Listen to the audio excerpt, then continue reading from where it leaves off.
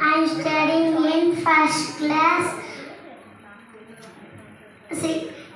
36 books చెప్తున్నాను, 39 books చెప్తున్నాను.